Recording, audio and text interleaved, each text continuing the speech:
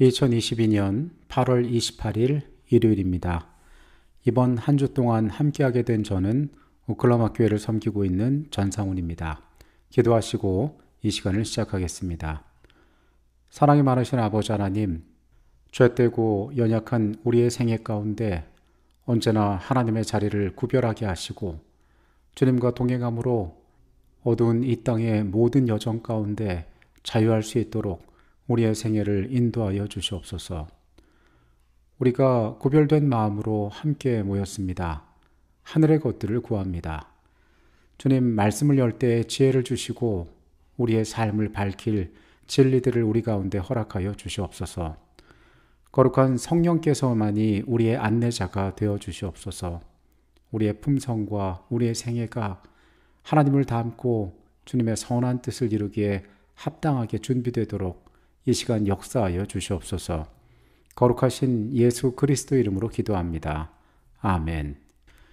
그리스도와 함께 고난받음이라는 주제로 함께하고 있는 이번 3기 가운데 이번 10과에서는 시련 중에 온유함에 대하여 살펴보게 되었습니다. 살면서 우리가 온유라는 말을 들어보는 것이 그렇게 쉬운 일은 아닙니다. 온유라는 말을 정의하면 피해를 볼 때 성내지 않고 인내로서 견디는 것이라고 할 수 있는데, 이런 모습들은 오늘날 우리가 살아가는 사회에서 그리 높은 가치로 평가되지가 않기 때문입니다. 사람들이 이 온유함에 별다른 가치를 부여하지 않기 때문에 이것이 우리의 귀에 많이 들려오는 말이 되지 못하는 것입니다. 성경에서는 이 온유라는 단어를 종종 겸손이라고 번역하기도 합니다. 온유와 마찬가지로 겸손 또한 거의 모든 사회에서 우선적으로 기대되는 품성의 특징으로 여겨지지 않습니다. 그러나 이 온유함이, 이 겸손이 이 세상에서는 사람들에게 주목받지 못하는 가치일지 모르지만은 예수님을 따르는 자들에게 있어서는 남다른 가치를 지니게 됩니다. 내가 피해를 보았을 때 성내지 않고 인내로서 견디는 온유, 이것은 예수님과 그분을 따르는 자들의 가장 강력한 특징 중에 하나가 됩니다. 그것뿐 아니라 온유한 심령은 고통과 고난 중에 있는 자들의 손에 들린 강력한 무기가 될 수 있습니다. 시련은 심령의 온유함을 배울 수 있는 절호의 기회인데, 이것은 우리의 온유함과 상처를 통해 하나님을 위한 힘 있는 증인으로 우리의 삶이 구별될 수 있기 때문입니다. 오늘의 주제는 부서진 떡과 부어진 포도즙입니다. 스코틀랜드의 개신교 목사이며 교사였던 오즈월드 체인버스는 그의 묵상집 주님은 나의 최고봉에서 우리가 다른 사람들을 위해 부서진 떡과 부어진 포도즙이 되어야 한다고 말했습니다. 여러분들은 이 말의 의미가 무엇이라고 생각하십니까? 이 떡과 포도즙은 마지막 만찬에서 예수님께서 우리를 위하여 드려주신 당신의 희생에 대한 상징으로 사용하신 매개체들입니다. 우리는 하나님의 말씀 가운데에서 다른 사람들을 섬기기 위하여 그 자신 스스로가 부서진 사람들의 모습들을 찾아볼 수 있습니다. 모세는 이스라엘 백성을 약속의 땅으로 인도하는 동안 끊임없는 험담과 비판의 말을 견뎌야 했습니다. 인간적으로 참기 어려운 일이었습니다. 그러나 모세는 그 하나님께서 그 백성을 어떻게 사랑하시고 그들을 어떻게 인도해내셨으며 어떻게 구원하실지 알았기 때문에 그는 이 모든 것들을 견디는 자가 되었습니다. 요셉은 애굽에서 총리의 자리에 오르기까지 배신과 투옥을 포함한 험난한 여정을 걸어야 했습니다. 인간적으로는 그의 경험과 그의 인내를 이해할 수 없을 만큼 그는 험난한 시간을 보내었던 것입니다. 각각의 경우에서 하나님께서는 당신의 백성들의 생애가 그들 자신에게 뿐만 아니라 다른 사람들에게도 유익이 되도록 하시기 위하여 그들로 하여금 하나님의 은혜와 돌보심에 대한 본보기가 되도록 계획하고 그 일들을 그들의 생애 가운데 이루셨던 것입니다. 하나님께서는 이와 같은 방법들을 우리의 생애에도 사용하실 수 있습니다. 그런데 만약에 나의 삶에 이런 부정적인 경험들이 실제로 일어난다면 우리는 어떠한 마음들을 갖게 될까요? 대부분의 상황에서 이러한 일들을 경험하게 된다면 사람들은 분노를 느끼거나 이러한 일들 가운데 쉽게 상처를 받게 될 것입니다. 그러나 앞서 이야기한 것처럼 이 모든 상황 가운데 온유함은 성내지 않고 인내로서 이러한 일들을 견뎌내는 것입니다. 하나님께서 우리에게 부여하신 그 놀라운 능력이 온유함의 모습으로 우리에게 나타날 수가 있는 것입니다. 에스겔서 24장 15절로 27절에는 한 인간이 감내하기 어려운 고통이 나와 있습니다. 여호와의 말씀이 또 내게 임하여 이르시되 인자야 내가 내 눈에 기뻐하는 것을 한 번 쳐서 빼앗으리니 너는 슬퍼하거나 울거나 눈물을 흘리거나 하지 말며 죽은 자들을 위하여 슬퍼하지 말고 조용히 탄식하며 수건으로 머리를 동이고 발에 신을 신고 입술을 가리지 말고 사람이 초상집에서 먹는 음식을 먹지 말라 하신지라.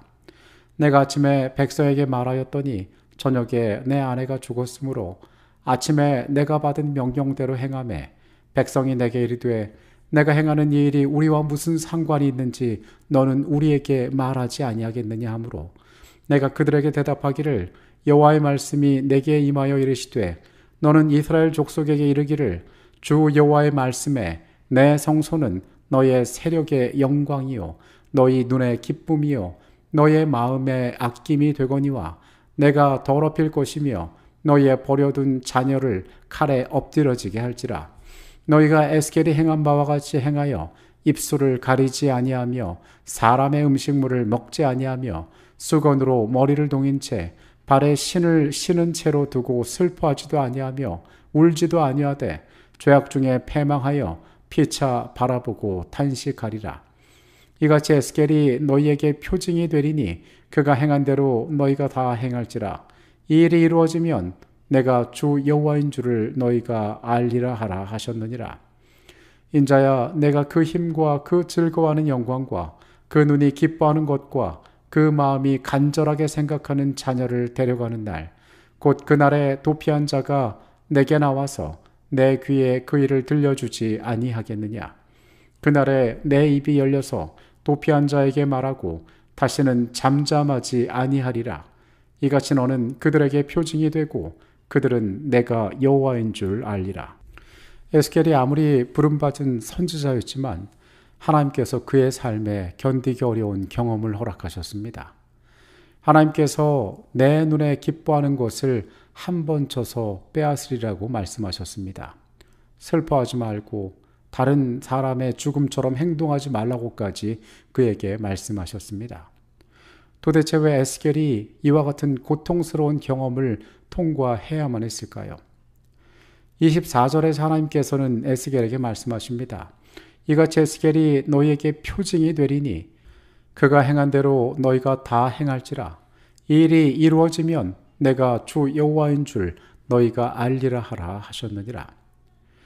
이스라엘 백성들은 에스겔의 송해 속에 상징된 이 예언의 성취와 그가 마주해야 했던 고난, 즉 아내가 죽는 그 경험을 경험함으로써 하나님이 권능의 여호와시라는 사실을 확신하게 될 것이었습니다. 부서짐의 자리에 서게 되는 경험, 우리는 그 경험들을 통해서 얼마나 많은 사람들이 권능의 주님을 바라보게 될지 알지 못합니다. 그러나 하나님께서는 이러한 일들을 통하여서도 그분의 역사를 이루어 가실 수 있음을 우리는 기억해야 할 것입니다. 에스겔에 주어졌던 가혹한 경험, 아내를 잃고도 슬퍼할 수 없었던 이 에스겔의 경험에 대해서 재림교회 성경주석은 이렇게 말하고 있습니다. 에스겔이 눈에 기뻐하는 것을 상실한 것은 이곳에서 백성들의 마음에 하나님의 기별을 생생하게 새겨주기 위함이었다. 에스겔의 경험은 하나님을 섬기는 일에 종사하는 것이 고통과 재난에서 면제되는 것을 의미하지 않는다는 교훈을 강력하게 인식시킨다. 때때로 하나님의 사자들은 그리스도인의 활동에 적극적으로 종사하지 않는 자들보다 더 맹렬하게 공격을 받는 것처럼 보인다. 그러나 원수가 괴롭힐 때 하나님은 살아남은 자들을 정결케 하는 일에 그 무거운 슬픔을 유익한 것으로 전환시키기를 기뻐한다. 여러분, 과연 누가 하나님을 섬긴다라고 말하면 하나님의 보호하심 가운데 내가 살기를 원한다고 말하면 에스겔과 같은 경험을 기대하게 되겠습니까? 그러나 우리가 하나님을 신실하게 섬긴다는 것은 내 스스로가 부서지는 경험을 할 수도 있음을 우리는 기억할 필요가 있습니다. 부서진 떡과 부어진 포도즙이 되는 것, 그러한 일들이 우리의 생애 가운데 나타날 수 있다는 것입니다. 그러나 이 과정을 통하여서 내가 겪는 고통의 무게만큼 하나님께서 어떠한 분이신지 세상 가운데 선명하게 드러날 수 있고, 그것이 그분의 영광을 위하여 구별되는 일이라면 기꺼이 그 일들이 우리의 생애에도 일어날 수 있게 된다는 것입니다. 성경에 등장하는 우리가 앞에 열거한 수많은 하나님의 종들은 자신이 부서지는 경험을 하였습니다. 그리고 이 일들을 통하여 그 당시에는 알지 못하였지만은 하나님께서 준비하신 대로 그들의 경험 가운데 하나님의 권능을 세상에 드러나는 데 쓰임을 받았습니다. 요셉은 훗날 자신이 겪었던 모든 고난의 여정의 이유를 인간적인 분노와 원한에서 찾지 않고 하나님께서 그들의 가정을 구원하시기 위하여 이 일들을 준비하셨다라고 고백하였습니다. 마찬가지로 신앙의 여정 가운데 그들이 만났던 부서짐의 경험을 통하여 우리의 믿음의 선조들은 하나님께서 인간적인 안목에서 보이는 실패와 절망 가운데에서도 어떻게 역사하실지에 대한 확신 있는 믿음을 소유하고 있었습니다. 지금 당장 우리의 눈에 보이지는 않지만 하나님께서 그 길들을 예비하시고 더 나은 것들로 우리의 생애에 축복하시고 그분의 선한 뜻을 우리의 연약한 삶을 통하여 이루어 주시겠다는 뚜렷한 미래를 지금은 볼 수 없지만 확신하고 있었던 것입니다. 가래 뽑은 기별 1권 327페이지의 내용입니다. 죄를 자복하는 일은 그대들의 위신을 손상시키지 않을 것이다. 오히려 이러한 거짓된 위신을 떨쳐버리는 것이 나을 것이다. 거룩하신 바위신 주님께 떨어져 부서질 때 그리스도께서는 그대들에게 참되고 신령한 위신을 주실 것이다. 교만, 자존심 및 독선으로 말미암아 자신의 죄를 자복하지 못하고 허락의 말씀을 주장하지 못하게 하는 일이 없어야 한다. 하나님을 믿는 우리는 우리의 죄된 생애를 기꺼이 내려놓을 줄 아는 자들이 되어야 합니다. 혹자는 말할 수 있습니다. 내가 불행하다면, 내가 행복하지 않다면, 내가 망가진다면 도대체 이 모든 것이 무슨 소용이겠냐고 이야기할 수 있습니다. 그러나 우리는 하나님을 섬긴다는 것이 그러한 단순한 이기적인 목적에만 있지 않음을 잘 알고 있습니다. 하나님을 섬긴다는 것은 삶의 모든 것들을 내려놓는 일입니다. 하나님을 섬긴다는 것은 우리의 모든 것들을 포기하는 일입니다. 하나님을 섬긴다는 것은 그 하나님께서 지금 당장 우리가 볼 수는 없지만은 당신의 선한 길로 우리의 모든 여정을 인도하심을 믿게 되는 것입니다. 오늘 우리의 생애 가운데 일어날 수 있는 부서짐의 경험을 두려워하지 않게 되시기 바랍니다. 우리 예수님께서 우리에게 그러한 모본을 보여주신 것처럼 우리의 삶은 부서진 떡과 부서진 포도즙이 될 수 있습니다.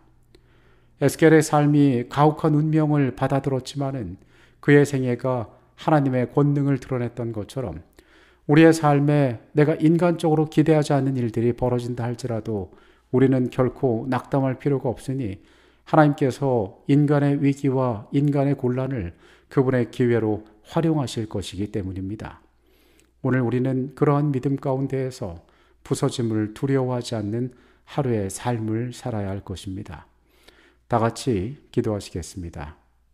주님, 얼마나 자주 우리가 우리의 형편들에 염려하며 살고 있습니까? 사람들의 시선, 내 자신의 평판, 그리고 이 땅에서의 중요한 가치를 두는 그러한 것들에 매여서 하나님, 우리의 눈이 어두워져 있지 않습니까? 믿음의 선조들처럼 주께서 때로 우리의 부서짐을 허락하실 것임을 기억하게 하여 주시옵소서.